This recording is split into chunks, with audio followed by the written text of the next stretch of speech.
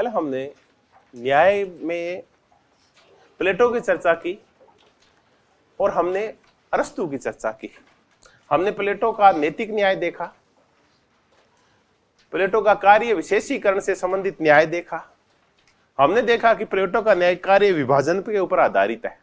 हमने देखा कि प्लेटो का न्याय है वो समन्वयकारी है, जो तीन सद्गुणों को आपस के अंदर जोड़ता है। ये वैसे ही जोड़ता है जैसे एक आर्किटेक्टियन बिल्डिंग बनाते वक्त बाकी सबको जोड़ता है। तो एम.बी. फोस्टर ये बोला।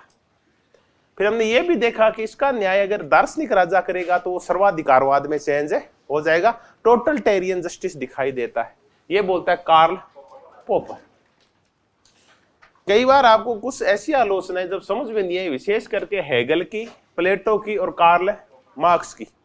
अब मैं फिर बता दूं, प्लेटो को लेके, हेगल को लेके और कार्ल, अगर कोई आलोचना समझ में नहीं है कि आलोचना किसने की है, तो आप मान के चलिए 50 से 60% चांस उस क्वेश्चन का क्या होता है, कार्ल पोपर होता है उसका। ये नहीं है कि एक पक्का यही होगा, और भी हो सकते हैं, लेकिन चांस ये बनते हैं कि वो कौन हो सकता है, कार्ल पोपर हो सकता है। तो इसकी पुस्तक में इन तीन लोगों की उसने आलोचना की है, ओपन सोसाइटी एंड इट्स, यही से ऐसी चीजें निकली है। फिर हमने वितरणात्मक न्याय देखा, अनुपातिक न्याय देखा अरस्तु का। फिर बाकी कुछ मध्यम वर्गीय, उनका कोई मध्यम जो थे उनके नहीं आते। आधुनिक वालों में उपयोगितावादियों का अधिकतम व्यक्तियों का अधिकतम सुख, या ये कहा गया कि न्याय गणना का मामला है, तो इसको एक छोटी चर्चा की जा सकती है। उपयोगितावादी कहते हैं कि न्याय गणना का मामला है।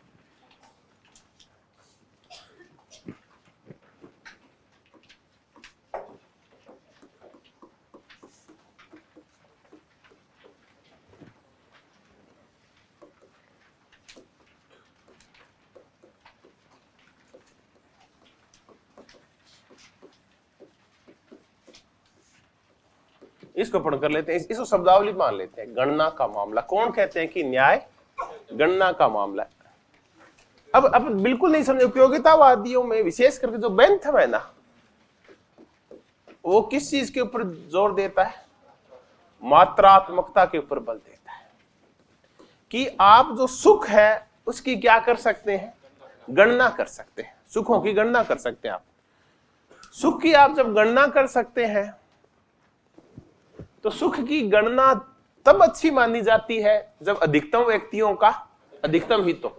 तो गणना ज्यादा होगी ना, अधिकतम व्यक्ति और अधिकतम हित, देखो गणना कितनी ज्यादा होगी।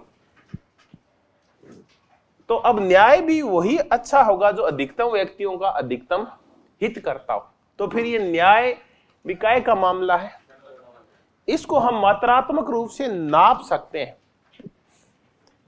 किसी समाज में न्याय है या नहीं है, किसी व्यक्ति के साथ न्याय हुआ है या नहीं है, इसको हम क्या नाप सकते हैं, मात्रा में नाप सकते हैं। कैसे? तो अपन दो देशों का उदाहरण ले, इसकी मात्रा में भी नाप सकते हैं। एक अपन ब्रिटेन का उदाहरण लेते हैं और एक अपन अफगानिस्तान का उदाहरण लेते हैं, और यहां दोनों जगह के ऊपर इस न्याय को नापने की कोशिश करते हैं, राजनीतिक न्याय को।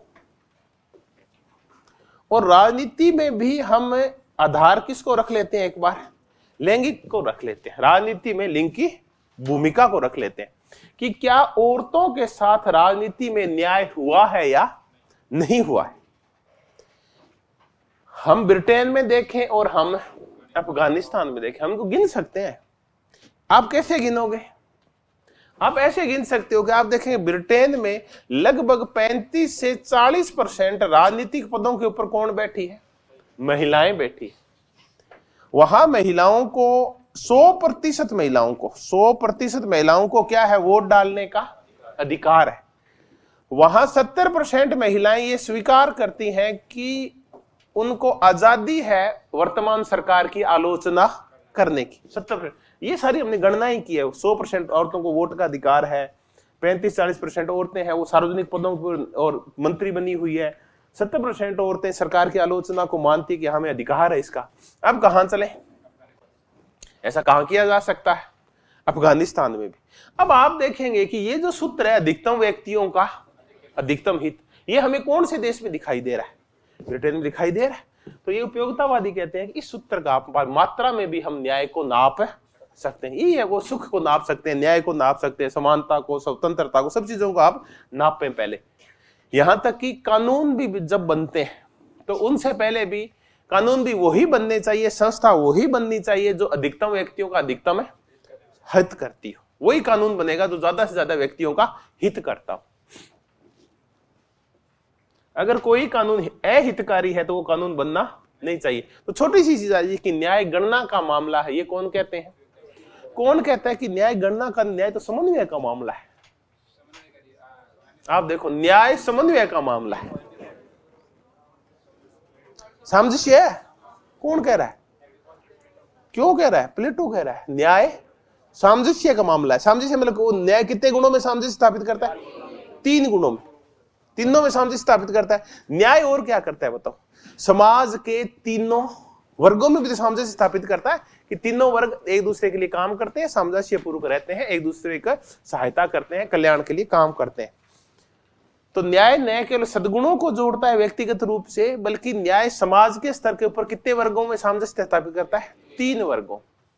गड़बड़ कब होती है? न्याय कब आता है? जब वर्गों के मध्य सामंजस्य नहीं रहता, जब एक वर्ग दूसरे वर्ग के कार्यों में हस्तक्षेप करने लगता है। तो छोटी छोटी बातें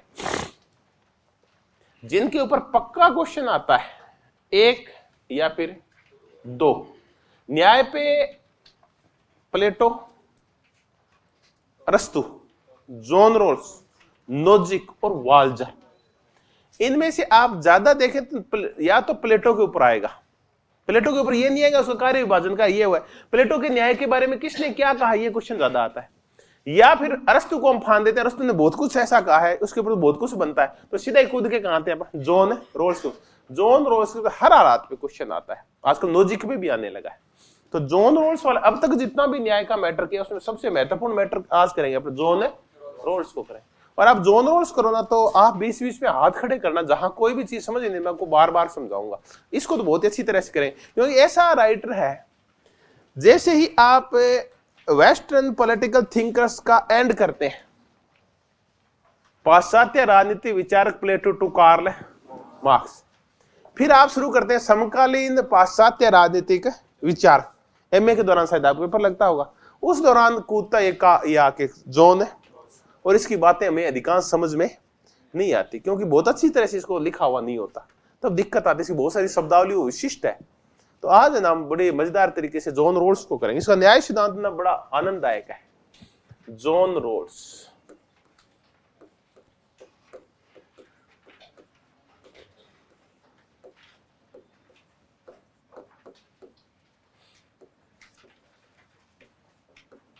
दो। पहले हम जॉन रोल्स यूएस का है, और यूएस में एक विश्वविद्यालय है, हार्वर्ड विश्वविद्यालय।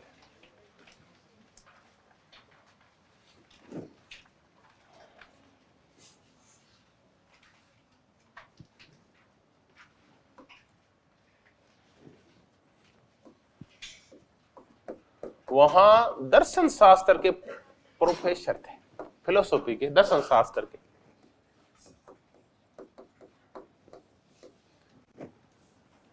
विशेष करके नोजिक और जॉन रोल्स, इन दोनों ने पॉलिटिकल फिलोसफी बहुत कुछ लिखा है। अपने जैसे ब्रांच है ना, अपने पॉलिटिकल साइंस में कंपैरेटिव पॉलिटिकल साइंस है, पॉलिटिकल थ्योरीज है, इंडियन पॉलिटिकल सिस्टम है, या फिर हम कहें इंटरनेशनल पॉलिटिक्स है। वैसे ना फिलोसफी में बहुत सारी ब्रांचेज होती है। ये मुख्यतः लिखता काय के ऊपर है? पॉलिटिकल फिलोसफी के ऊपर, राजनीति दर्शन के ऊपर लिखता है। हम जो पढ़ते आ रहे हैं पहले से राजनीति दर्शन, उसके ऊपर है। ये बेसिकली फिलोसफी का फिलोसोफर है। अब हमने एक ना बड़ी मजेदार थ्योरी पढ़ी थी, सेबाइन के यहाँ पढ़ी थी। सेबाइन कहता है कि राजनीतिक सिद्धांत तब पैदा होते हैं जो समाज में क्या आता है, कोई संकट आता है। तो ये बिल्कुल सेम बात है ना, किसके ऊपर सेट बैठती है?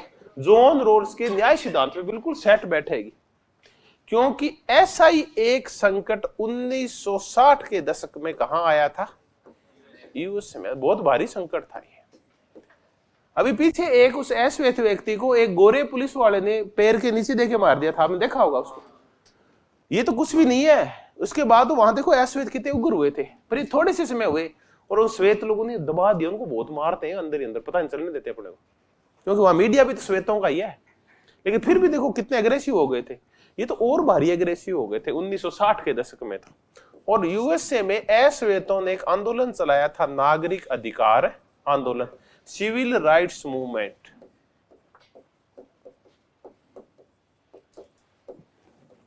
और ये लंबे समय तक चलता रहा और इसी का नेतृत्व किया था। छोटा सी बात हुई थी एक दिन, एक महिला थी रोजा पार्कर। रोजा पार्कर अश्वेत महिला थी, बस में जा रही थी।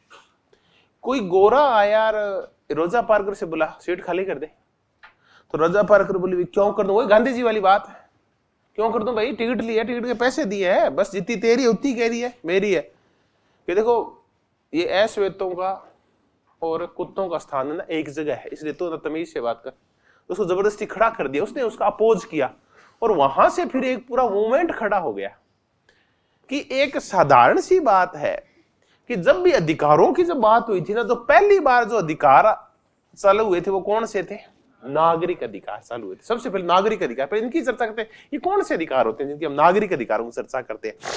सबसे पहले राजा से यही अधिकार मांगे गए थे ब्रिटेन के अंदर, और फिर ये पूरे संसार में फैल गए थे। नागरिक अधिकार, प्रत्येक व्यक्ति को जीवन का जो अधिकार है ना वो नागरिक अधिकार है। प्रत्येक व्यक्ति को विचार व अभिव्यक्ति का जो अधिकार है वो ये वाला अधिकार है। प्रत्येक व्यक्ति को गरिमा का जो अधिकार है वो ये वाला अधिकार है। बहुत पहले कांट कह के गया था, इनसे भी थोड़ा सा पहले, कि प्रत्येक व्यक्ति अपने आप में क्या है, साध्य है। वो श्वेत तो अश्वेत तो इससे कोई फर्क नहीं पड़ता, कोई किसी को दास भी नहीं बना सकता, क्योंकि दास बनते ही एक व्यक्ति मालिक का साधन और उसकी इच्छा पूर्ति का साधन बन जाता है। वो तो मालिक महान हो जाता है और वो उसका इच्छा पूर्ति का साधन बन जाता है। प्रत्येक व्यक्ति अपने आप में साध्य है, कोई किसी को गुलाम नहीं बनाएगा, कोई किसी की गरिमा का हनन नहीं करेगा। तो ये छोटे छोटे अधिकार थे, छोटे नहीं तो उस टाइम तो बहुत बड़े अधिकार थे। विचार अभिव्यक्ति है, जीवन का है, गरिमा का है, प्रत्येक अपने आप में साध्य है, और अंतःकरण की स्वतंत्रता जिसको हम धार्मिक स्वतंत्रता भी कहते हैं। ये सारे के सारे कौन से अधिकार होते हैं, नागरिक। सबसे पहले ये मांगे गए थे। वोट का अधिकार तो उसके अगले चरण में आया था। अब आप ये देखोगे, आपको कतई सोचने की जरूरत नहीं है, अधिकारों की पहले चर्चा ही, अधिकारों की पहली चर्चा होप्स करता है आके, जब वो क्या कहता है, कौन सा अधिकार मांगता है वो, जीवन। नागरिकों का जो पहला अधिकार है वो कौन सा अधिकार है, जीवन का अधिकार। राजा हर एक को मार दिया करता था, तभी तो फिर प्यूरिटन क्रांति हुई थी जीवन बचाने के लिए, क्योंकि कैथोलिक ब्रिटिश राजा ने बहुत सारे प्रोटेस्टेंट ब्रिटिश को मार दिया था जो उसी की प्रजा थी। तो नागरिकों ने सबसे पहले क्या मांगा, जीवन का। नागरिकों ने सबसे पहले, ये है नागरिक अधिकार जिसकी हम चर्चा कर रहे हैं। तब ये गोरे बोले, एक अश्वेत बोले अमेरिका वाले, कि आज से 300 साल पहले ये सारे अधिकार मिल गए थे गोरों को। अमेरिका के लोगों को 1776 के बाद ये अधिकार मिल गए थे। 1787 में फिलाडेल्फिया में संविधान सभा बैठी, 89 में संविधान बन गया, 91 में लागू हो गया। तुम कितने सालों से ये अधिकार भोग रहे हो, और इन अधिकारों की आज कोई वैल्यू भी नहीं है, क्योंकि इसके बाद बहुत अधिकार आ गए ना। इसके बाद राजनीतिक अधिकार आ गए, उसके बाद सामाजिक है, आर्थिक अधिकार आ गए, और यहां तक कि उसके बाद तो सांस्कृतिक अधिकारों तक की चर्चा होने लगी थी। और 1960 का दशक आ गया है। अमेरिका जो कि एक अपने आप को महान देश कहता है, महाशक्ति कहता है, वहां के 20% नागरिकों को अभी तक कौन से अधिकार नहीं है, जो साधारण से अधिकार है वो तक उपलब्ध नहीं है। उनकी कोई गरिमा नहीं है, कोई उनके जीवन की सुरक्षा नहीं है। कोई भी आता है पुलिस वाला गोरा, हमने देखा ना, क्या अमेरिका में अश्वेतों को जीवन का अधिकार है क्या? अगर होता तो उस अश्वेत आदमी को वो गोरा पुलिस वाला ऐसे थोड़ी मार देता सड़क के ऊपर ही। तब उन लोगों ने रोजा पार करने कहा भाई मैं सीट खाली नहीं करूंगी, तो सारे अश्वेत खड़े हो गए। और फिर इनका नेतृत्व किया मार्टिन लूथर किंग जूनियर ने, जो कि गांधीवादी तरीके से, अहिंसात्मक तरीके से इस आंदोलन को आगे बढ़ाया। और इसी आंदोलन को फिर और जो गति दी, उग्रता दे दी कुछ लोगों ने। देखिए हमारे यहाँ भी तो एक तरफ गांधी जी काम किया करते थे, एक तरफ भगत सिंह और ये सारे काम किया करते थे। तो कुछ ऐसे थे उग्र भी हो गए, उन्होंने फिर ब्लैक पैंथर, काला चित्ता, ब्लैक पैंथर आंदोलन चलाया था। और फिर 1964 में वहां एक अधिनियम पारित हुआ, नागरिक अधिकार अधिनियम, सिविल राइट्स एक्ट, और उसके बाद अश्वेतों को वहां विशिष्ट अधिकार दिए गए, जैसे अपने आरक्षण दिया गया ना, उस टाइप के अधिकार भी उनको दिए गए ताकि उनकी जो स्थिति उसमें सुधार हो सके। तो ये 1960 का जो दशक था ना, यहां जो अमेरिका के समाज में जो संकट आए, उन संकटों को प्रेरित सोचने के लिए प्रेरित किया किसको? जॉन रोल्स को प्रेरित किया। जॉन रोल्स ने एक सिंपल सी बात बताई है जो बहुत ज्यादा पूछी जाती है।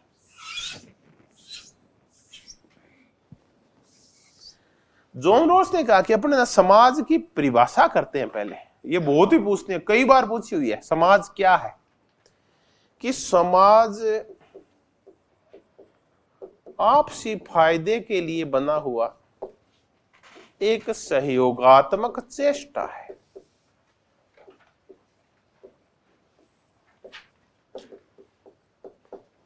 एक कोऑपरेटिव वेंचर है।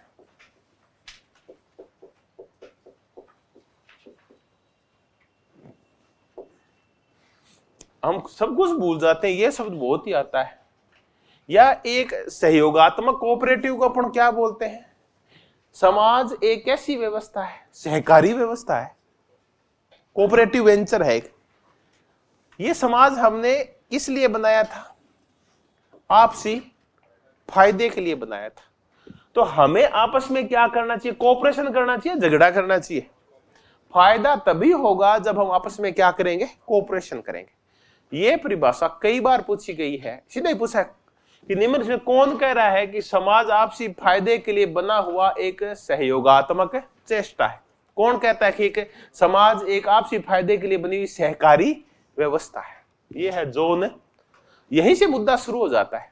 अब इस नागरिक अधिकार आंदोलन में जो कुछ हुआ, क्या वो इस परिभाषा पे खरा उतरता है क्या? नागरिक अधिकार आंदोलन में कितने वर्ग लड़ रहे हैं? दो, श्वेत और अश्वेत। क्या वो एक दूसरे को फायदा पहुंचाने के लिए कोऑपरेटिव वेंचर बना रहे हैं क्या? नहीं बना रहे। समाज तो विखंडित हो रहा है। तो एक बड़ा मजेदार सिद्धांत है, वो है जंजीर का सिद्धांत। इसकी बार बार चर्चा करेंगे अपन। जंजीर का सिद्धांत सेम वही बात है। जंजीर की कड़ियों में आपस में क्या होता है? कोऑपरेशन होता है जंजीर की समस्त कड़ियों में। अब कईयों को जंजीर समझ नहीं, सांकड़ तो देख ली है, भैंसवान नाली, अब तो समझ में आ गई। जंजीर की समस्त कड़ियों में आपस में क्या होता है? समन्वय होता है। जंजीर कब तक मजबूत रहती है? जब तक उसकी सारी कड़ियां मजबूत रहती है। अगर आप जंजीर की एक कड़ी को कमजोर कर देते हो तो क्या होगा? वो एक ही कड़ी कमजोर होगी, पूरी वो चेन ही कमजोर हो जाएगी। एक कड़ी के कमजोर होते ही पूरी चेन कमजोर हो जाती है। समाज में अगर एक भी व्यक्ति कमजोर है तो इसका मतलब उसका नुकसान किसको होगा? पूरे समाज को होगा। तो भला किसका होना चाहिए? श्वेतों का या श्वेतों का? सबका, सबका भला होना चाहिए। तो यही मेन थीम है। जॉन रोल्स इस समाज में प्रत्येक व्यक्ति का क्या चाहता है? कल्याण चाहता है। क्योंकि हमने देखा कि समाज सबके सहयोग से आपसी फायदे के लिए बनता है, और ऐसे समाज में हम कहते हैं कौन सा नियम लागू होता है? जंजीर, चेन थ्योरी लागू होती है। जंजीर की तरह होता है समाज। एक भी कमजोर होगा तो पूरी चेन कमजोर होगी। अब इसकी परिभाषा करते हैं, न्याय की परिभाषा। ये शब्द आगे ना ऐसे ये पूछते हैं, ये चेन थ्योरी के बारे में पूछ लेते हैं कई बार। अब इसकी परिभाषा देखते हैं कि ये न्याय के बारे में जॉन रोल्स कह क्या रहा है, फिर इसकी पुस्तकें करेंगे, फिर इसके सामाजिक समझौता हुआ कैसे उसको समझने की कोशिश करेंगे। अभी तक हमने इतना ही देखा है। पहला क्वेश्चन ये तैयार हुआ कि जॉन रोल्स का जो पूरा न्याय का सिद्धांत है उसकी नींव किसने रखी थी? नागरिक अधिकार आंदोलन ने। अगर ये आंदोलन नहीं होता, उसकी दिमाग में आता ही नहीं कि हमें किसका विचार करना है? न्याय का विचार करना है। तो इसने प्रेरित किया। जैसे प्लेटो हो सकता है इतना महान नहीं बनता अगर उसने अपने गुरु की मौत नहीं देखी होती, इतना महान नहीं बनता। होब्स हो सकता है ऐसे विचार नहीं कर पाता अगर उसने ब्रिटेन में प्यूरिटन क्रांति नहीं देखी होती, ऐसे विचार नहीं होते उसके। तो ये वो घटना पृष्ठभूमि थी जिसमें फिर न्याय का सिद्धांत दिया जॉन रोल्स ने। तो एक ये क्वेश्चन तैयार हुआ, एक ये पृष्ठभूमि तैयार हुई, एक जंजीर का सिद्धांत तैयार हुआ। छोटी छोटी बातें। अब चलते हैं न्याय क्या है, तब छोटी छोटी चीजें इसकी। ये सबसे फेमस परिभाषा है न्याय की। न्याय समाज व सामाजिक संस्थाओं का, सामाजिक आर्थिक कोई सी संस्था है, सामाजिक संस्थाओं का कौन सा सद्गुण है? प्रथम कह दो या क्या कह दो, प्राथमिक सद्गुण है। ये परिभाषा मैंने पूरी इसलिए लिखी है क्योंकि बहुत ही पूछते हैं। न्याय समाज और सामाजिक संस्थाओं का प्रथम सद्गुण है। वैसे ही जैसे चिंतन का क्या होता है, चिंतन का प्रथम सद्गुण सत्य प्राप्ति होता है, तो समाज और सामाजिक संस्थाओं का पहला कार्य है किसको प्राप्त करना? न्याय को। न्याय समाज व सामाजिक संस्थाओं का प्रथम सद्गुण है। कौन कहता है तो सर्वोच्च सद्गुण है? प्लेटो इसको सर्वोच्च कहता है, ये इसको क्या कह रहा है? प्रथम और प्राथमिक सद्गुण है। वैसे ही जैसे चिंतन का क्या होता है? सत्य होता है। हम सोचेंगे तो किसके लिए? ताकि हम कहां तक पहुंच सके? सत्य तक पहुंच सके। एक और बड़े मजेदार बात बोलता है कि न्याय दरअसल क्या है? मानक है। न्याय एक नॉर्म्स है, न्याय मूल्य नहीं है। गुड, ये और ही मजेदार बात है। अब हम इसको थोड़ा सा पहले देख ले आता कैसे, फिर मैं आपको समझाऊं इसका तात्पर्य क्या है। न्याय एक राजनीतिक मानक है, न्याय एक नॉर्म्स है, एक राजनीतिक मूल्य नहीं है। इसको लिख देता हूं, पूरी बात लिख देता हूं, फिर समझ। आप इस बात को लिख लो एक बार, मैं लिखता हूं वैसा लिखना। न्याय एक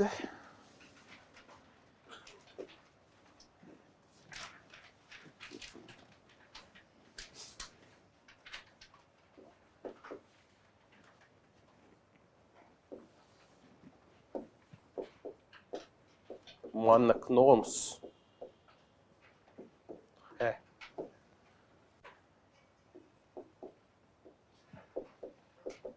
राजनीतिक मूल्य नहीं।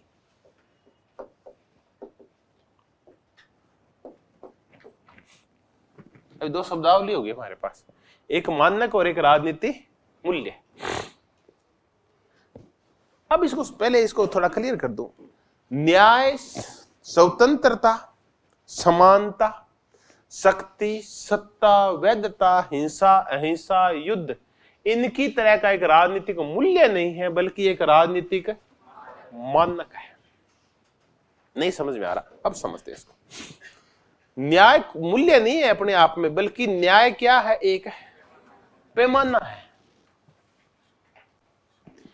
ये तो नापने के काम आता है कि किसी भी समाज में स्वतंत्रता कितनी है, समानता कितनी है, सुख कितना है, समृद्धि कितनी है। तो न्याय कोई खुद मूल्य नहीं है, बल्कि न्याय मूल्य से श्रेष्ठ है। ये तो अन्य मूल्यों को नापने का क्या है? एक मानक है, खुद मूल्य नहीं है।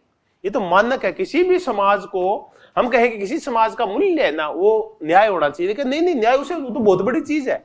न्याय राजनीतिक मूल्य नहीं है। राजनीतिक मूल्य तो और बहुत सारे होते हैं। ये तो उन सबका बाप है, ये तो उनके बारे में बताता है, जो कि खुद अपने आप में क्या एक स्टैंडर्ड है। तो जैसे ही हमें प्राप्ति करनी होगी स्वतंत्रता, समानता, सुख, समृद्धि, तो हम किस पे नापेंगे? हम किसके आधार पे नापेंगे? न्याय। न्याय बताएगा कि वो समाज कैसा है। तो ये अपने आप में क्या है? एक मानक है, एक नॉर्म्स है। तो न्याय का पहला नॉर्म्स क्या है? जैसे आप स्कूल देखने गए तो उसका पहला नॉर्म्स क्या होना चाहिए? स्कूल देखने गए तो हवादार बड़े बड़े कमरे उस स्कूल का क्या होता है? प्रथम मानक होता है। तो एक समाज का प्रथम मानक कौन सा होता है? न्याय होता है। बाकी वहां छोटी छोटी मात्रा में फिर आप क्या देखेंगे? ये देखेंगे शुद्ध हवादार कमरे पहला मानक है, उसके बाद वहां पंखे उसका मूल्य है, बेंच मूल्य है। ये आगे पीछे हो सकते हैं, बेंच लकड़ी की बजाय लोहे के हो सकते हैं, ये तो चल सकता है। लेकिन कमरे क्या होने चाहिए? खुले और हवादार होने चाहिए। तो न्याय भी वैसा ही है कि न्याय तो एक चीज है, वो तो प्राप्त करनी है। आगे पीछे कौन हो सकते हैं? स्वतंत्रता, समानता, सुख, समृद्धि, ये कैसे कर सकते हैं, लेकिन मूल चीज क्या है? न्याय। तो न्याय एक मानक है जिसके ऊपर अन्य चीजों को नापा जाता है। चलो एक ऐसे नहीं है, एक तो होता है स्केल। और एक होता है उस पर बने हुए इंच। महत्वपूर्ण क्या होता है? स्केल है। तो न्याय अपने आप में क्या है? एक स्केल है। और ये इसके क्या है? ये छोटे छोटे नापने वाले इंच है इसके, तो वो स्केल है न्याय, जिसमें हर चीज को नापेंगे हम। तो ये अपने आप एक मानक है, एक पैमाना, एक स्टैंडर्ड है, जिसकी हमें हर हालत में क्या करनी है? प्राप्ति करनी है। उस स्केल के ऊपर फिर कुछ भी हो सकता है, वो इंच भी हो सकते हैं, वो फुट भी हो सकते हैं, वो कुछ भी हो सकते हैं, लेकिन स्केल तो स्केल है। तो ये कहता है ये एक मानक है। अब और मजेदार चीज आई कि न्याय कुछ नहीं है, न्याय सिर्फ वितरण का मामला है। क्या का मामला है? वितरण का मामला है। अब हम तीन चीज देखेंगे कि न्याय कुछ नहीं है, न्याय वितरण का मामला है। कल से जो हमारा पूरा झगड़ा चल रहा है न्याय का, वो किसके चारों ओर केंद्रित है? वितरण का ही है। और हम भी देखेंगे, हम यहां बैठे बैठे क्या उम्मीद कर रहे हैं बताओ? कि हमारा जो वितरण हो वो न्यायपूर्ण होना चाहिए। हालांकि आप तो न्याय के लिए आए थे कि डोडासरा जी की न्याय कर लेंगे, लेकिन फिर भी आंतरिक इच्छा क्या थी आपकी? कि वितरण क्या होना चाहिए? न्यायपूर्वक होना चाहिए, चाहे वो किसी भी चीज का वितरण हो। हम तो यहाँ कौन से वितरण को प्राप्त करने हैं आप बताओ? आप पदों के वितरण को प्राप्त करें। आप क्या चाहते हैं? आरपीएससी पार्सलिटी करे या सबको योग्यता अकॉर्डिंग मौका दे? योग्यता अकॉर्डिंग मौका, वितरण होना चाहिए सबका। तो है क्या न्याय में सिर्फ वितरण आता है? ये क्या वितरण का मामला है न्याय? अगर वितरण है तो समाज सुखी है, न्याय है। अगर वितरण सही नहीं है तो समाज सुखी नहीं है। तो हमें पूरा ध्यान काय के ऊपर देना है? वितरण के ऊपर। अब ये कहता है वितरण करें किसका? मुद्दा तो ये भी तो है। तो ये कहता है वितरण करना है हमें सामाजिक प्राथमिक वस्तुओं का। अगर इनका वितरण सही है तो न्याय है, वरना न्याय नहीं है। अब छोटी छोटी बातें सीखें। समाज आपसी सहयोग से बनता है, कोऑपरेटिव वेंचर होता है। समाज वैसे ही बंधा होता है जैसे क्या बंदी होती है? जंजीर बंदी होती है। समाज को जंजीर की तरह रखने के लिए उसमें हमें किसकी जरूरत होती है? न्याय होगा तो समाज जंजीर की तरह रहेगा, वरना श्वेत और अश्वेतों की तरह एक दूसरे को मारेंगे, उनमें समन्वय नहीं रहेगा, जंजीर की तरह समाज नहीं रहेगा। कुछ मजबूत होंगे और कुछ कमजोर होंगे। तो कुछ कमजोर है वो सारे समझाओ को कमजोर कर देते हैं। फिर न्याय समाज का कैसा सद्गुण है? जिसकी हर हालात में हमें प्राप्ति करनी है। तो फिर न्याय मूल्य नहीं, अपने आप में क्या है? एक मानक है। न्याय क्या है? दरअसल काय का मामला है? वितरण का मामला है। ये कोई लिंग का मामला नहीं है, जाति का मामला नहीं है, धर्म का मामला नहीं है, वोट का मामला नहीं है, बल्कि मामला क्या है? वितरण। अब हम देखेंगे कि वितरण किस चीज का, यहां से क्वेश्चन आता है। तो ये कहता है वितरण प्राथमिक वस्तुओं का। अब ये गड़बड़ हो जाती है, वितरण का एक प्राथमिक वस्तुओं का।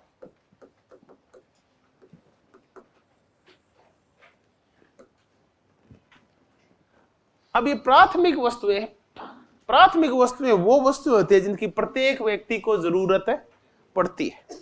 आप बताओ अपने जीवन के लिए प्राथमिक वस्तु क्या है?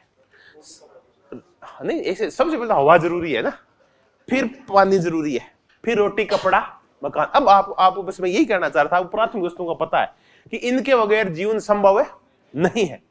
तो वो प्राथमिक वस्तुएं जो प्रत्येक व्यक्ति को सुखी बनाती है, प्रत्येक व्यक्ति के एसेंशियल होते हैं जो वस्तुएं, उनको हम कौन सी बोलते हैं?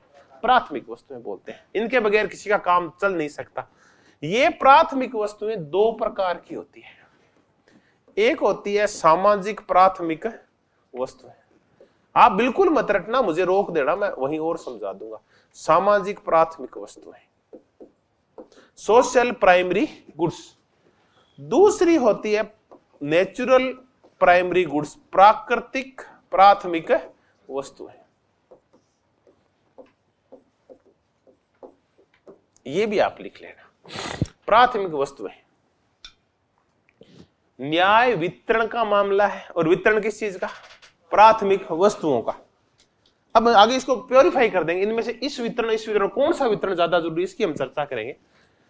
एक होती है सामाजिक प्राथमिक वस्तुएं और एक होती है प्राकृतिक प्राथमिक वस्तुएं।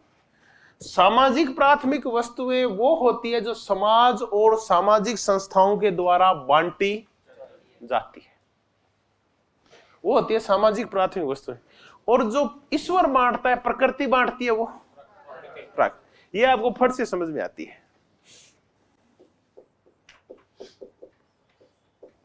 सौंदर्य, बुद्धि, शारीरिक बल, ये जो हम चीजें देख रहे हैं ये कौन बांटता है? ये प्रकृति बांटती है। सौंदर्य, बुद्धि, शारीरिक बल, रंग, ये सब प्रकृति बांटती है। ये प्राकृतिक प्राथमिक वस्तु है। हर एक व्यक्ति इनको चाहता है, भी मैं सुंदर हूं, मेरे अंदर बुद्धि हो, मेरे अंदर शारीरिक बल हो, मेरा रंग सही हो, ये सब चाहते हैं। दूसरी है सामाजिक प्राथमिक वस्तु। सामाजिक वस्तु नहीं, सामाजिक प्राथमिक। प्राथमिक बाकी सब वस्तुओं को छोड़ देते हैं, इसलिए अपने को कौन सा शब्द लाना पड़ता है? प्राथमिक। समाज तो बहुत कुछ बांटता है। सामाजिक प्राथमिक वस्तुएं कौन सी है? तो ये है स्वतंत्रता व अधिकार। ये कुछ लिख लेना आप, स्वतंत्रता व अधिकार, जो रोल्स बताता है।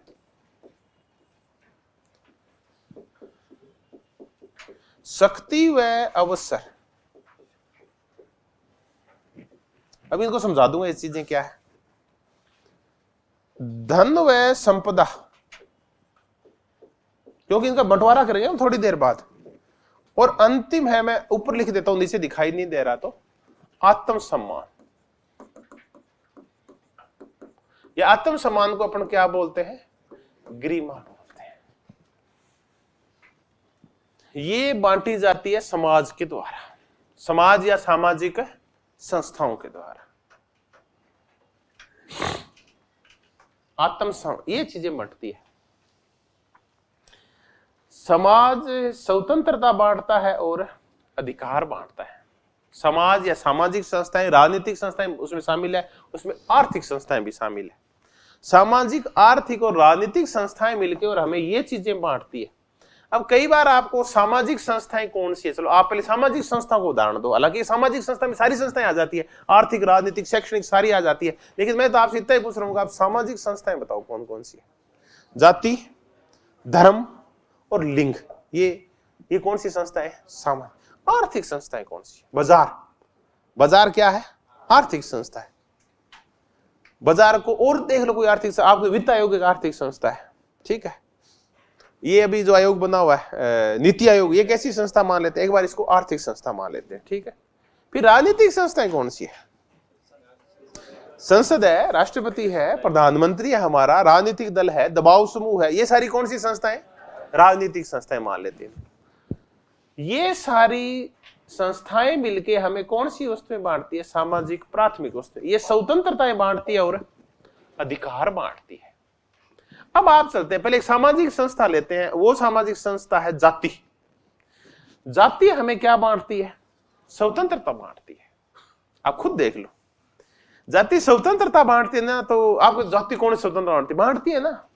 जाटों की और छोरियों को देख लो, राजपूतों की छोरियों को देख लो, बताओ जाति स्वतंत्रता बांटती है नहीं बांटती? आप बताओ। बांटती है ना। जाट अपनी छोरियों क्या रखते हैं? मुक्त रखते हैं, पढ़ो लिखो, खाओ पियो, मजे करो ना, आगे बढ़ो। राजपूत कहते हैं कि इसको कोई देख नहीं ले, क्योंकि ये मुगलों के जमाने का ये एक प्रकरण चला आ रहा है, भाई सुंदर औरतों को अपहरण कर लिया करते थे, उनको छुपा के रखा, उनकी मजबूरी थी वो। लेकिन अब नहीं है ऐसा कुछ, मुगल भी नहीं है, कुछ भी नहीं है। तो उनको पढ़ाओ लिखाओ ना, उनको क्या दो? अब तो उनको स्वतंत्रता दो। मैं तो समझा रहा हूं आपके, संशय नहीं, क्यों बुरी स्थिति नहीं है क्या? अपने भाई हैं, अपनी वो बहनें हैं, अगर बुरी स्थिति में है तो अपन नहीं आवाज उठाएंगे तो कौन उठाएगा? अपन पढ़े लिखे आवाज नहीं उठाएंगे और पोंगापंथी में रहेंगे तो वो भी तो जीव है, वो भी इस धरती पे कुछ देखने आई है। ये क्या बांटते हैं? अधिकार बांटते। जाति अधिकार भी बांटती है। आप जाति की पंचायत बुला के देखो कि गांव में आ जाओ भाई, पंचायत हो रही है। अब कुछ जातियों को, जो अगर लठेज जातियां, विशेषकर किसान जातियां और क्षत्रिय जातियां, ये फट से जाके कहां बैठ जाती है? आगे जाजम पे बैठ जाती है। बाकी जातियों कहां बैठाते हैं? तो ये आगे बैठने का अधिकार है ना। ये सारे, जब भी नेता बनने की बात आती है, एक लिंग को धकेल दिया जाता है, नहीं तू घर में रह, मैं करूंगा नेतागिरी। तो ये समाज ही तो बांट रहा है। ये आप कहते तो नहीं राजनीति, नहीं राजनीति, समाज भी बहुत कुछ बांटता है, बाजार बहुत कुछ बांटता है। बाजार भी स्वतंत्रता और अधिकार बांटता है। शक्ति और अवसर नौकरियां होती है, अवसर होते हैं, स्वास्थ्य का अवसर, खेल का अवसर, पढ़ने का अवसर, नौकरी करने का अवसर, आगे बढ़ने के, इनको अवसर बोलते हैं। शक्ति होती है कि आप क्या कुछ प्राप्त कर सकते हैं। आप जो कहते हैं, अगले मानते हैं कि आपकी बात, आप शिक्षक हैं, आप किसी जाति के हैं तो आपकी बात मानी जाती है कि वो शक्ति है। धन संपदा आपके समझ में आती है। धन संपदा कौन बांटता है बताओ? बाजार बांटता है। बाजार के साथ साथ सरकार भी बांटती है, राजनीतिक संस्थाएं भी क्या बांटती है? धन और संपदा बांटती है। ये भी किसी को जमीन देती है, किसी को मकान देती है, किसी को कुछ देती है, इनाम देती है, पुरस्कार देती है। और क्या बांटती है? गरिमा बांटती है, आत्म सम्मान बांटती है। आत्म सम्मान बांटने के लिए अनुच्छेद 17 में अस्पृश्यता का उन्मूलन किया गया और कुछ अनुच्छेदों के द्वारा हमें आरक्षण दिया गया। ये किस लिए किया गया? ताकि राजनीतिक संस्थाओं ने हमें क्या बांटा?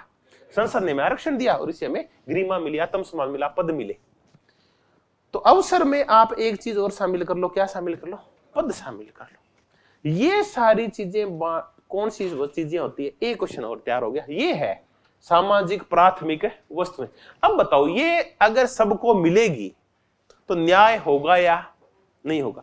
रोल्स कहता है कि ये प्रत्येक व्यक्ति को मिलनी चाहिए बिना किसी भेदभाव के। स्वतंत्रता और अधिकार, शक्ति, अवसर और पद। पद को छोड़ो, अवसर में पद आ जाते हैं। धन और संपदा और गरिमा, ये ज्यादा जरूरी। इनमें देखिए ये तो हमें पता है। हम आमतौर पर चर्चा किसकी नहीं करते?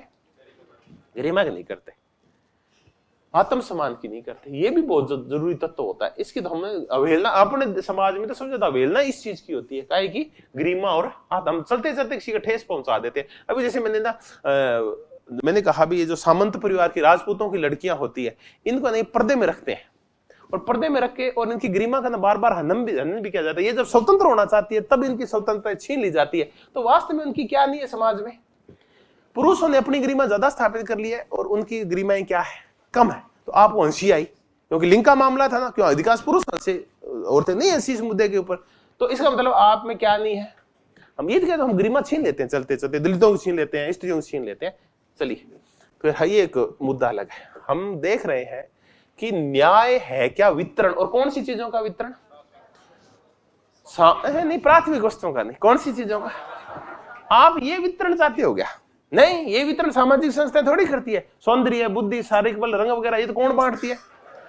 तो अगर आपको न्याय का तात्पर्य है सामाजिक प्राथमिक वस्तुओं का वितरण, तो एक क्वेश्चन बोलता है कि रोल्स कितने प्रकार की प्राथमिक वस्तुएं बताता है? 2, एक सामाजिक और एक सही वितरण किसका करना है? सामाजिक कौन कौन सी है? तो ये पूछ के, और एक को गायब किसको करता है? गरिमा को गायब करता है। अब कहे गरिमा गायब हो तो केस करा दो।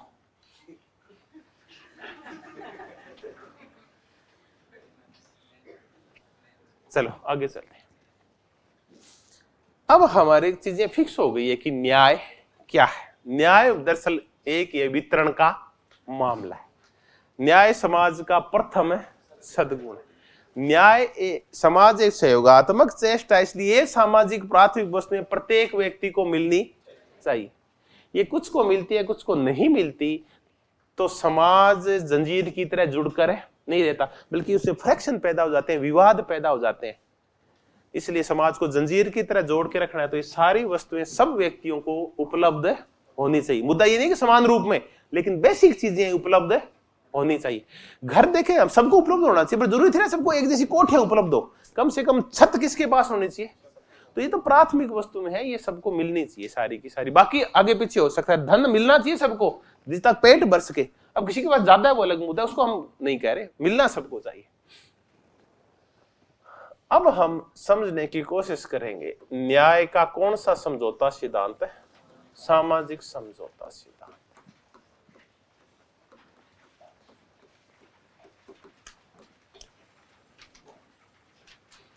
न्याय का सामाजिक समझौता सिद्धांत।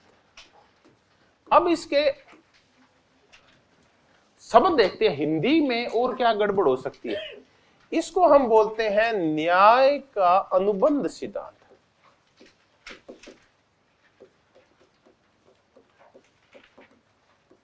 न्याय का अनुबंध सिद्धांत। अब इंग्लिश तो एक ही है, समझौते को हम क्या बोलते हैं? अनुबंध बोलते हैं। इंग्लिश एक है, social contract theory of justice. ये आपने ये नाम पहले सुना है? बताओ कहां सुना है? हॉब्स, लोक, रूसो, कांट वगैरह की चर्चा करते हैं तब आप सुनते हैं सामाजिक समझौता। अब ये जिनकी आप चर्चा करते हैं, हॉब्स, लोक, रूसो, कांट की आप चर्चा करेंगे।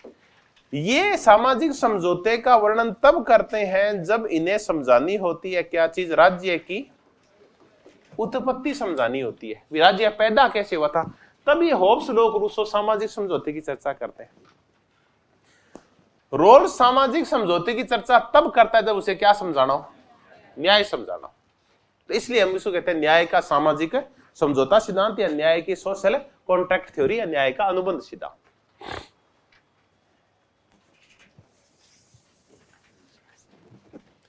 रोल्स खुद बोलता है कि मेरा जो न्याय का सामाजिक समझौता सिद्धांत है वो 3 व्यक्तियों से प्रभावित है। एक है जॉन लॉक से, दूसरा है ये प्रभावित रूसो से, और तीसरा ये प्रभावित है कांट से। एक क्वेश्चन ये तैयार हो गया, जॉन रोल्स अपने सामाजिक समझौता सिद्धांत को किस किस से प्रेरित मानता है, लॉक, रूसो और कांट से। कांट भी एक ऐसी काल्पनिक स्थिति की चर्चा करता है जहां सब लोग नैतिक हैं, अच्छे हैं। लॉक, रूसो और कांट के ऊपर।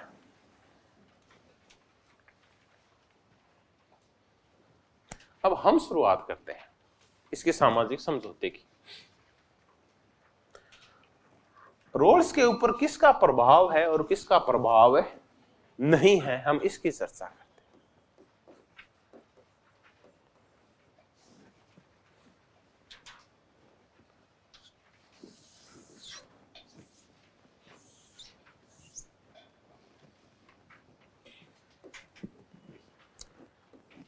हम मुख्यतः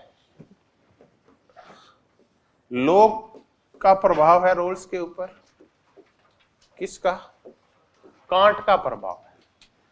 थोड़ा सा खुद कह रहा है इसलिए हम कौन सा प्रभाव देख लेंगे, रूसो का। इन 3 व्यक्तियों से वो सकारात्मक रूप से क्या है, प्रभावित है।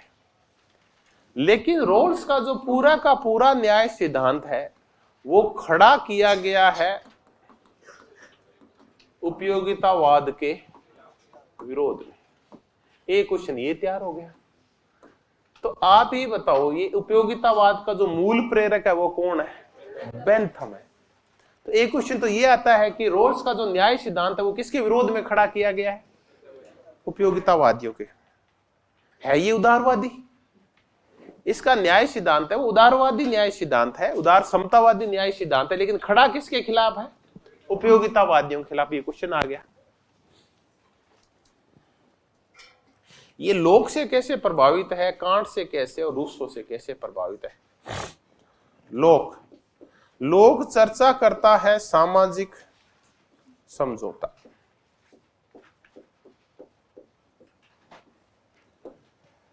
लोक इससे पहले चर्चा करता है कि जब सामाजिक समझौता नहीं हुआ था तो कौन सी अवस्था थी, बताओ आप।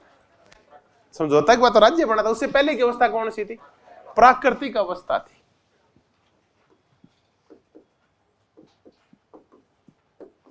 प्राकृतिक अवस्था, इसको बोलते हैं स्टेट ऑफ नेचर। और इस स्टेट ऑफ नेचर को जो प्राकृतिक, आगे चलते हैं, लोग कहते हैं पहले प्राकृतिक अवस्था थी। सारे लोग विवेकशील थे, अपने अपने स्वार्थों के बारे में जानते थे, लेकिन कभी कभी गड़बड़ हो जाती थी क्योंकि कोई ऐसी संस्था नहीं थी जो समाज में लॉ एंड ऑर्डर को मेंटेन कर सके। एक अपराधी आके गड़बड़ कर जाता था, उसको रोका कैसे जाए, उसके लिए फिर सामाजिक समझौता के अलावा लोग ना अच्छी तरह से जी रहे थे, प्रेम पूर्वक रह रहे थे, लेकिन कभी कभी एक आदमी आके क्या कर जाता था, गड़बड़, उसको कैसे रोके। तो इसमें सब कुछ था प्राकृतिक अवस्था में, बस कमी ये थी कि कानून बनाने वाला, कानून को लागू करने वाली संस्था नहीं थी।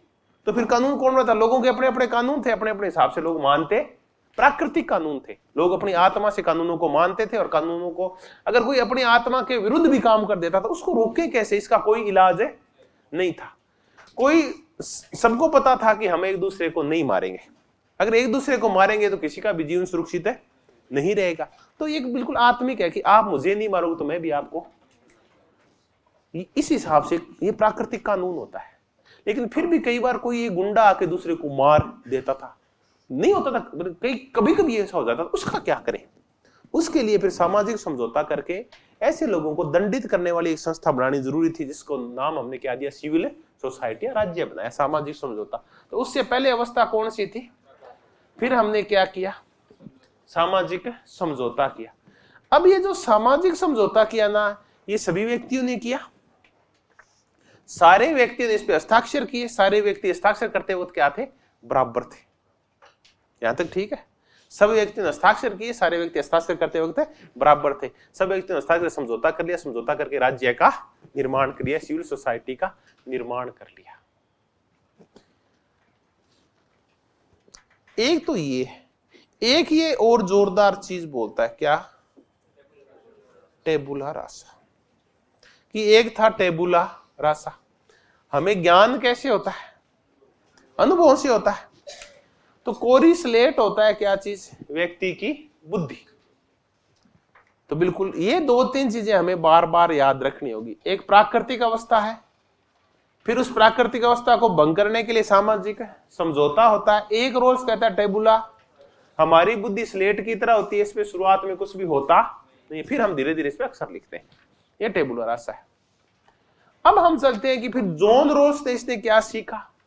जॉन रोल्स बोलता कि मुझे लोक ना अच्छा लगता है, क्योंकि लोक की प्राकृतिक अवस्था है उसका मैं भी वर्णन करूं। हालांकि मेरी प्राकृतिक कांट, रूस और लोक तीनों से मिलती है, लेकिन ये कहता है इससे भी है। इसको वो बोलता है ओरिजिनल पोजीशन। अब एक क्वेश्चन ये तैयार हो गया, ओरिजिनल पोजीशन। अब ये है वास्तव में ओरिजिनल पोजीशन मींस मूल स्थिति या प्राकृतिक अवस्था। इसने शब्दावली बदल दी। वहां तो हम इसको बोलते हैं प्राकृतिक अवस्था, इसी काल्पनिक अवस्था को जॉन रोल्स क्या नाम देता है? Original position. अभी समझौता नहीं हुआ है, बल्कि हम कौन सी पोजीशन में है? ओरिजिनल पोजीशन में। आप कहते हैं हम जब बच्चे थे ना, छोटे छोटे थे, तो हमें कपड़े पहनने का ध्यान नहीं था। हमारी पोजीशन क्या थी? ओरिजिनल पोजीशन थी, जैसे थे वैसे थे। ये प्राकृतिक अवस्था में ऐसे तो थे, कोई राज्य नहीं था, कोई कानून बनाने वाला नहीं था, सब ऐसे थे। इसको ओरिजिनल पोजीशन बोलता है। ओरिजिनल पोजीशन को बोलते हैं मूल स्थिति। अब बताओ, ये मूल स्थिति हकीकत है या कल्पना है? कल्पना है। जैसे प्राकृतिक अवस्था भी क्या है? एक कल्पना थी। तो मूल स्थिति भी एक कल्पना है, इसको ओरिजिनल पोजीशन बोला जाता है। ठीक है, अब ये किससे ले लिया? सामाजिक समझौता मूलतः किससे प्रभावित है? लोक से। लेकिन लोग सामाजिक समझौता करा के व्यक्तिवाद को बढ़ावा देता है, स्वतंत्रता को बढ़ावा देता है। सामाजिक समझौता होगा, लोग स्वतंत्र हो जाएंगे, उनको संपत्ति का अधिकार मिल जाएगा, जीवन का अधिकार मिल जाएगा। और जॉन रोल्स क्या करता है? जॉन रोल्स पुनर्वितरण का अधिकार देता है। किसके द्वारा? सामाजिक। तो बात तो वही है कि सारे लोग समझौता करने के लिए स्वतंत्र है, सारे लोग समान रूप से क्या करते हैं? समझौता करते हैं। वहां तक तो ये किसकी बात मानता है? लोग की बात मानता है। फिर लोग कहता है कि सब लोगों को अपनी अपनी संपत्ति पे कब्जा करने का, वो तो रखने का अधिकार है, राज्य उस पर टैक्स है। वहां ये लोग से क्या हो जाता है? अलग। नहीं, हम तो पुनर्वितरण करेंगे, हम संपत्ति के अधिकार को अबाध रूप से स्वीकार नहीं करेंगे। तो लोग से इतना ही प्रेरित हुआ कि लोग से उसने क्या ली है? बड़ी बड़ी प्राकृतिक अवस्था ली है और सामाजिक समझौता लिया। और एक अज्ञान का पर्दा आपने सुना होगा, ये मूलतः टेबुला रासा से मिलता जुलता है, और ये कांट से भी प्रभावित है थोड़ा, अज्ञान का पर्दा। अब हम चलते हैं किसके पास? कांट के पास। कि फिर ये कांट से इसने क्या लिया? कांट भी सामाजिक समझौता है, कांट का भी। कांट कहता है अच्छा समाज बनाने के लिए एक समझौता करना पड़ता है, ऐसी कांट भी कहता है। लेकिन कांट से इसने विशेष करके जो ली है ना, वो ली है व्यक्ति स्वयं में क्या है? साध्य है। व्यक्ति स्वयं में साध्य है, वो किसी भी दूसरे की इच्छा पूर्ति का क्या नहीं हो सकता? साधन नहीं हो सकता।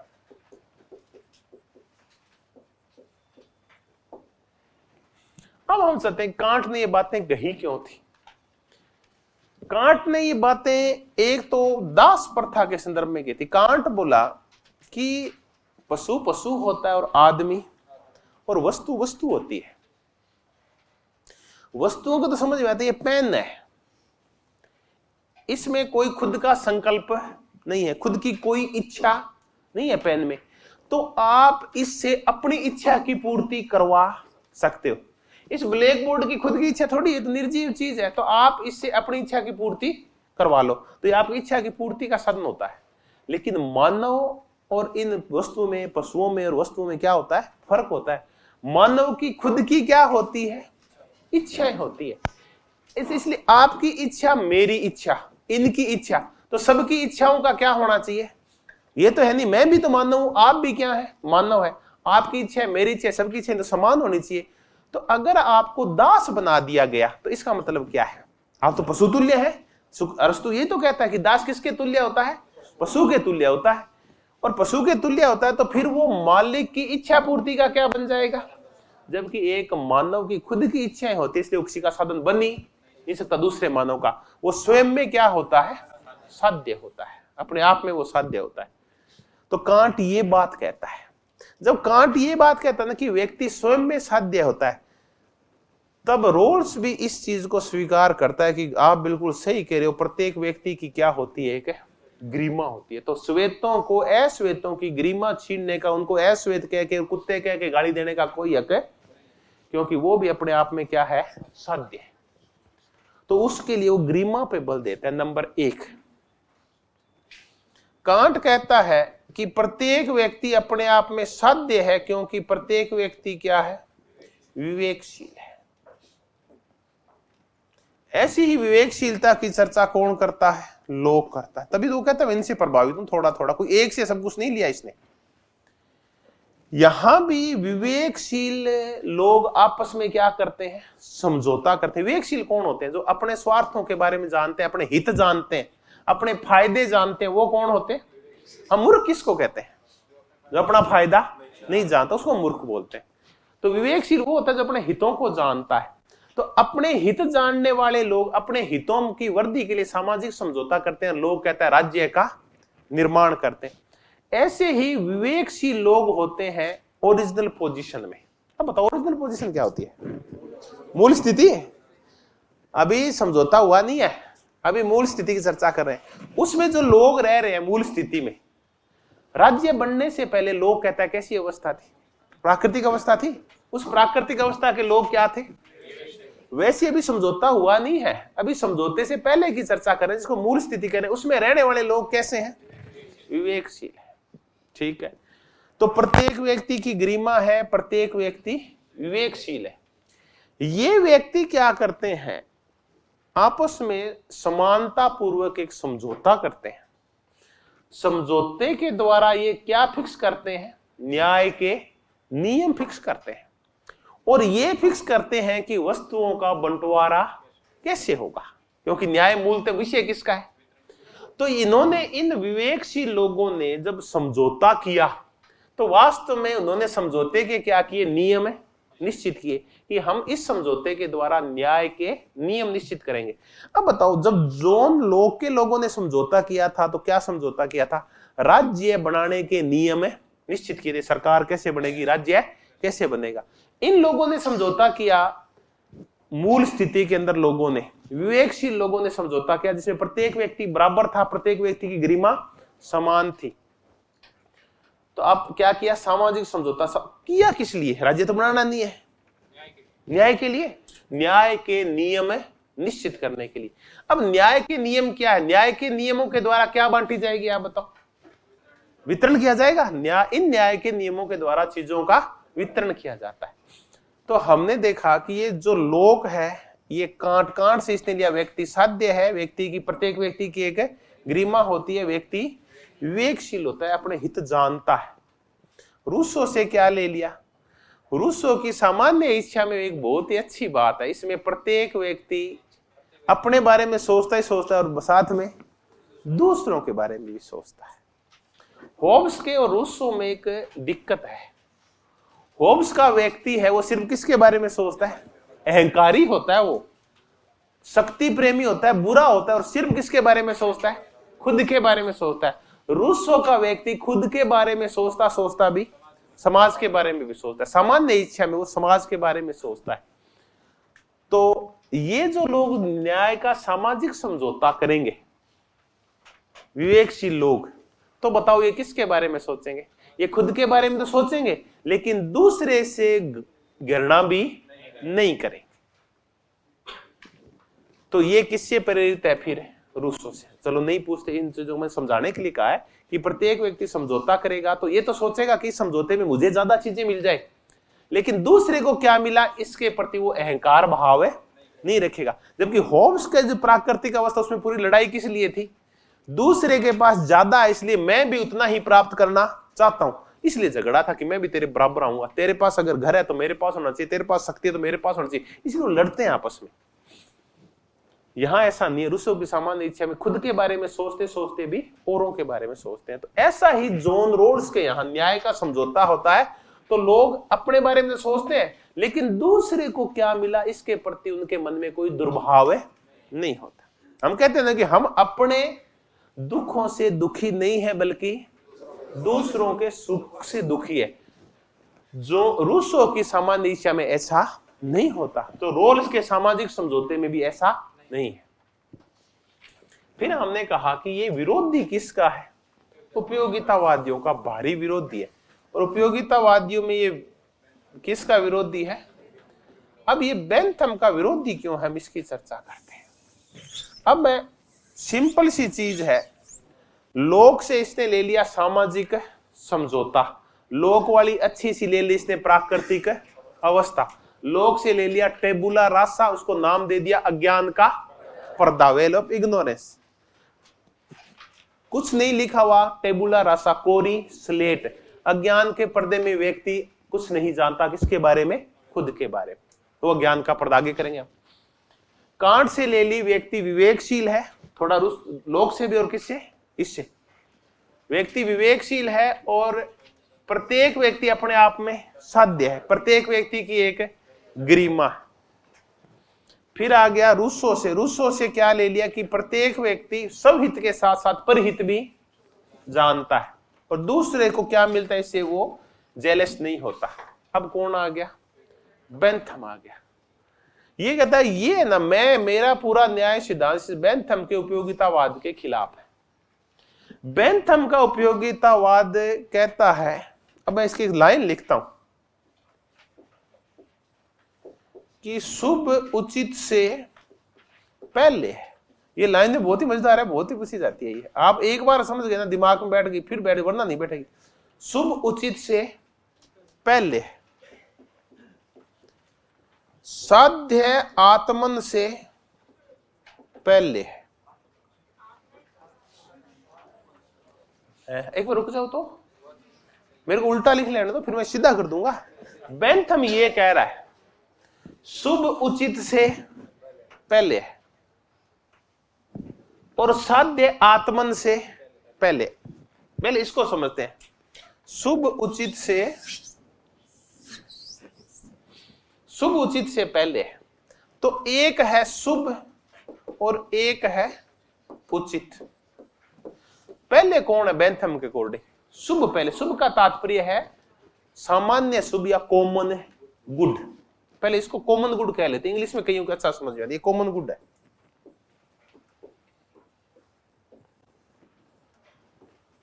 उचित अनुचित हम चर्चा करते हैं। अगर एक ही चीज पहले शुभ आएगा और फिर क्या आएगा? उचित आएगा। अगर बहुत सारे लोगों का भला हो रहा है तो ये पहले है और उचित और अनुचित बाद में। अब तो समझ आ रहा है कि बहुत सारे लोगों का भला होना, सभी लोगों का भला होना पहले है और उचित और अनुचित है बाद में। अब चलते हैं। बाहर से एक पुलिस वाला आया और आके मेरे धड़ाधड़ लठ मारने लगा। आपको मजा आ गया क्योंकि पढ़ा रहा हूं ना, तो आप स्वतंत्र होना चाहते, क्योंकि बाहर ठंड है, आज 25 तारीख आप एंजॉय करना चाहते हो, तो आप सब ना तालियां बजाओगे। तालियां बजाओगे तो आप सबका क्या हो गया? कॉमन गुड हो गया। लेकिन वो मुझे निर्दोष व्यक्ति को मैं पढ़ाई तो रहा था, तो ये बताओ ये उचित था या अनुचित था? बेंथम कहता है पीट दिया तो बढ़िया गया, कम से कम बहुत सारे लोगों को क्या आया? मजा तो आया ना। तो अधिकतम लोगों का, उसके लिए अगर किसी का मर्डर होता है, किसी का शोषण होता है, किसी की गरिमा छीनी जाती है, कोई साधन बनता है, तो दिक्कत है नहीं है। छोटे से उदाहरण से समझाता हूं, मैंने पहले भी उदाहरण दिया, यही उदाहरण पहले दिया है कि एथेंस में कुश्तियां हुआ करती थी ओलंपिक के अंदर। दो पहलवान मल्ल युद्ध किया करते थे और वो मल्ल युद्ध तभी एंड होता था जब एक पहलवान मर जाता था। लोग खूब खुशियां मनाते थे, हो हल्ला मचाते और फिर नाचते गाते हुए घर जाते थे, उलटते थे, तो आनंद आ गया, डुक मार, ये मार। अपन भी करते हैं ना, फिल्म देखते हैं, बॉय मार सन्नी देओल है, हाँ, फिर वो कहता कुत्ते, ऐसे करते हैं ना अपन भी, क्यूट है ना। वैसे ही वो आनंद करते। अब ये बताओ, किसी का मरना उचित है अनुचित है?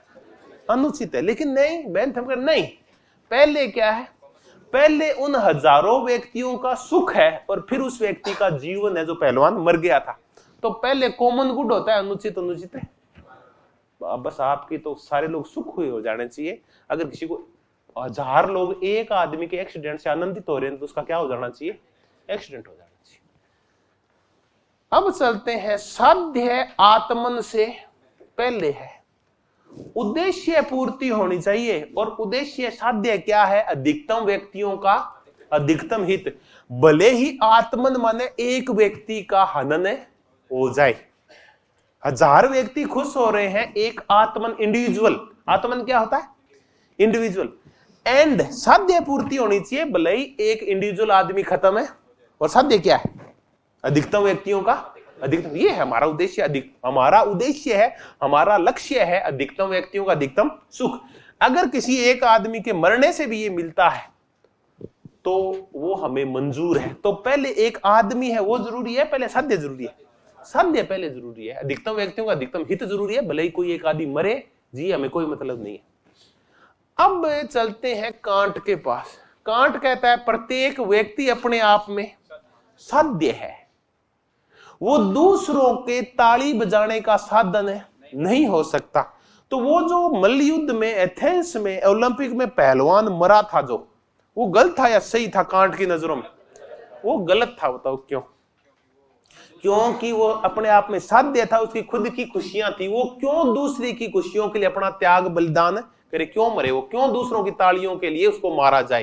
क्योंकि अपने आप में उसकी भी कुछ इच्छाएं, वो अपने में साध्य है। तो पहले कॉमन गुड नहीं आता। अब बताओ कांट क्या कह रहा है? पहले उचित आता है और फिर क्या आता है? फिर कॉमन गुड आता है। तो पहले आदमी आता है और फिर साध्य, हर एक आदमी आता है, उसका कल्याण आता है, फिर साध्य आता है। तो पहले आत्मन आएगा, इंडिविजुअल आएगा, और फिर क्या आएगा? साध्य। ये बातें उचित शुभ से पहले है, आत्मन साध्य से पहले। ये बातें कहता है जॉन रोल्स। किससे प्रेरित होकर? Can't say. लेकिन किसकी आलोचना करता हुआ? बेंथम की आलोचना करता। अब कई कह रहे हैं ये तो गड़बड़ सी हो रही है गुरुजी, ये शुभ और साध्य ये है क्या? शुभ होता है सबका शुभ, उचित होता है उचित और अनुचित। अगर सबको आनंद आ रहा है तो यहां सार्वजनिक सुख के लिए अगर एक व्यक्ति की बलि ली जा रही है तो वो सही है गलत है? नहीं, नजरें नहीं बताई मैंने अभी। एक बेंथम की नजर है, एक जॉन है, बताओ। बेंथम की नजर में तो सही है कि अगर बहुसंख्यक लोग सुख पा रहे हैं तो अल्पसंख्यकों का गला घोंट दो। दूसरी तरफ कौन है? रोल्स। किससे प्रेरित होके? Can't say. कि नहीं, ये समाज जंजीर की तरह होता है, हर एक कड़ी का अपने आप में महत्व होता है, इसलिए कोई भी कड़ी कमजोर नहीं होनी चाहिए। 99 कम कड़ियों के लिए एक कड़ी का बलिदान नहीं लिया जा सकता, क्योंकि कोऑपरेटिव वेंचर है, पूरा समाज है जो। तो ये बातें इसने किसके विरोध में खड़ी की? बेंथम। अब बताओ, न्याय का सामाजिक समझौता सिद्धांत है, ये किसका सुख चाहता है? बहुत सारे लोगों का या सबका? ये प्रत्येक व्यक्ति का सुख चाहता है, ये प्रत्येक चेन और प्रत्येक कड़ी को मजबूत करना चाहता है। अब अपने ना बेंथम के पास चलते हैं। बेंथम कहता है अधिकतम व्यक्तियों का अधिकतम सुख। कोई भी संस्था बनाओ, कोई भी कानून बनाओ, तो उसकी कसौटी क्या है? अधिकतम व्यक्तियों का अधिकतम सुख। आपने एक कानून बनाया कि दास प्रथा ना ये बहुत अच्छी है, ये समाज में आज के बाद हम लागू करते हैं दास प्रथा को। तो बेंथम ने कहा बिल्कुल लागू कर दो, बस बात ये है कि कितने परसेंट लोगों का समर्थन जुटा लो। 51% मालिक राजी हैं, कितने परसेंट लोगों को दास बना के? 49%। तो बताओ दास तो अच्छा है या बुरा है? बेंथम की नजर में अच्छा है, क्योंकि अधिकतम व्यक्तियों का अधिकतम हित कर रहा है। 49% लोग एक तरफ है, ये कम है। तो जबकि रूल्स क्या कहता है? नहीं तो गलत है, क्योंकि कोई किसी का दास है, क्योंकि हरेक व्यक्ति अपने आप में साध्य है, हरेक व्यक्ति अपने आप में महत्वपूर्ण है। तो इंडिविजुअल व्यक्ति साध्य से पहले किसी भी उद्देश्य पूर्ति के लिए किसी इंडिविजुअल व्यक्ति की जान नहीं ली जा सकती, उसको गुलाम नहीं बनाया जा सकता। उचित किससे पहले है? शुभ से पहले। इस मुद्दे के ऊपर लड़ाई है किस किस की? बेंथम की और जॉन रॉस की। इसलिए वो किसकी खिलाफत करता है? इसलिए इसका जो सामाजिक समझौते का सिद्धांत है वो किसका कल्याण करता है? प्रत्येक व्यक्ति का कल्याण करता है। और किसके खिलाफ खड़ा किया गया? उपयोगिता। इसके लिए इसने सहारा लिया है सामाजिक समझौते का। और एक काल्पनिक स्थिति है सामाजिक समझौते से पहले, उसका नाम क्या रखता है वो? उसको बोलते हैं, नहीं, उस काल्पनिक स्थिति को मूल स्थिति। अब अपन इसको सामाजिक समझौते को जोड़ते हैं आपस में, अब आनंद आएगा। ये सामाजिक समझौता जुड़ेगा कैसे? आप बताओ। सबसे पहले है एक समाज के अंदर क्या चीज है? अन्याय है। अन्याय है, अमेरिका में अन्याय है। 1960 के दशक में अपने को लाना क्या है? न्याय लाना है। अन्याय उस स्थिति से में होता है, वो स्थिति कौन सी स्थिति है? मूल स्थिति। हमें अच्छा समाज बनाना है, अभी चालू किया हमने काम। मूल स्थिति में हम कौन सी पोजीशन में है? ओरिजिनल पोजीशन में, नंबर 1। इस ओरिजिनल पोजीशन में एक है अज्ञान का पर्दा। ये आगे समझा दूंगा, अज्ञान का पर्दा। इसमें अज्ञान का पर्दा एक मूल स्थिति में। इस अज्ञान के पर्दे के पीछे बैठे हुए हैं विवेकशील वार्ताकार। इन विवेकशील वार्ताकारों के मस्तिष्क में क्या छाया हुआ है? अज्ञान का पर्दा। लेकिन है कैसे वो? ये आपस में करते हैं एक सामाजिक समझौता। इस सामाजिक समझौते के द्वारा वो निश्चित करते हैं न्याय के नियम या न्याय के सिद्धांत। और इन सिद्धांतों और नियमों के आधार पे बांटा किया जाता है वितरण। और वितरण किया जाता है सामाजिक प्राथमिक वस्तुओं का। ये होगा, ऐसे होगा समझौता।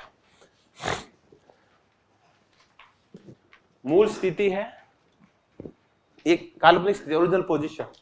वहां है अज्ञान का पर्दा। उस पर्दे के यहां कौन बैठे हैं? ये आपस में वार्ता करेंगे समान रूप से। और फिर क्या करेंगे? समझौते में आपसे बात की तो क्या बात की कि चलो बनाते हैं न्याय के, एक अच्छा न्यायी समाज कैसे बना सकते हैं? चलो हम बैठ के वार्ता करके और समझौता करते हैं और न्याय के नियम बनाते हैं। इन नियमों के द्वारा उन्होंने किया क्या? कौन से नियम बनाए? न्याय के द्वारा वितरण के नियम, क्योंकि न्याय वितरण का मामला है। सामाजिक प्राथमिक वस्तुओं का हम वितरण कैसे करेंगे? चलो हम इसके क्या बनाते हैं? नियम। तो इन्होंने न्याय के बना लिए नियम। इन नियमों के अकॉर्डिंग अगर सामाजिक प्राथमिक वस्तुओं का वितरण किया गया तो हम कहेंगे ऐसा समाज में अन्याय नहीं होगा, बल्कि क्या होगा? न्याय होगा। यहां तक आ गया। तो अब आपसे कुछ भी पूछे नहीं, बड़ी बड़ी चीजें समझ में आ जाती। शब्दावली आ गई, मूल स्थिति, काल्पनिक स्थिति, ज्ञान के पर्दे की भी चर्चा करेंगे। वार्ताकार है वो विवेकशील है, सामाजिक समझौता है न्याय का।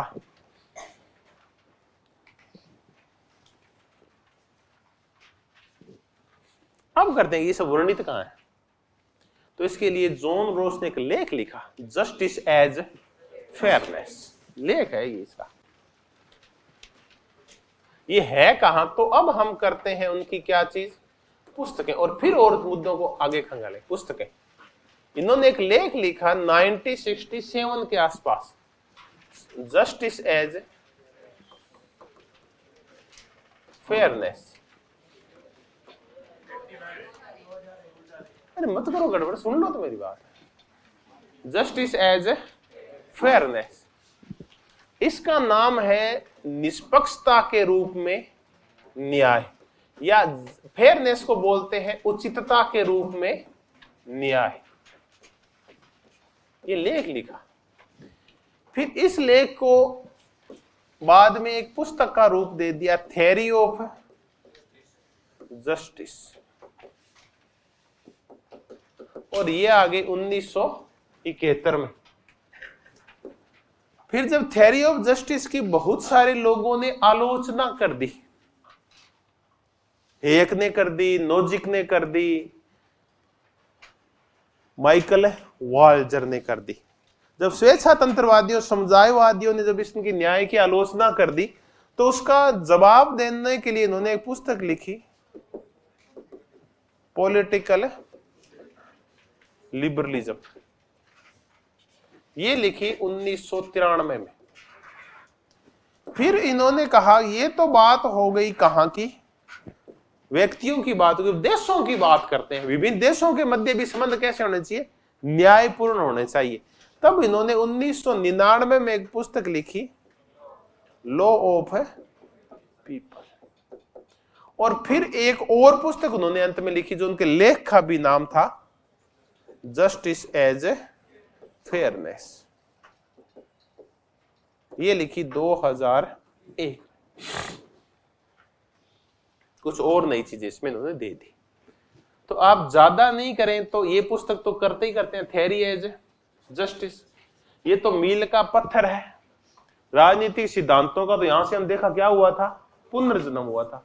उसके बाद सारी बहस खड़ी होगी न्याय के ऊपर। पॉलिटिकल लिबरलिज्म, राजनीतिक उदारवाद, ये जवाब है स्वेच्छातंत्रवादियों का, समुदायवादियों का और इनकी आलोचनाओं का। इसके अंदर जो उनकी थ्योरी ऑफ किसकी की गई थी, जस्टिस, जो सामाजिक समझौते की आलोचना, उनका जवाब है इसके अंदर। लॉ ऑफ पीपल, इसमें कौन सा न्याय है, वैश्विक न्याय।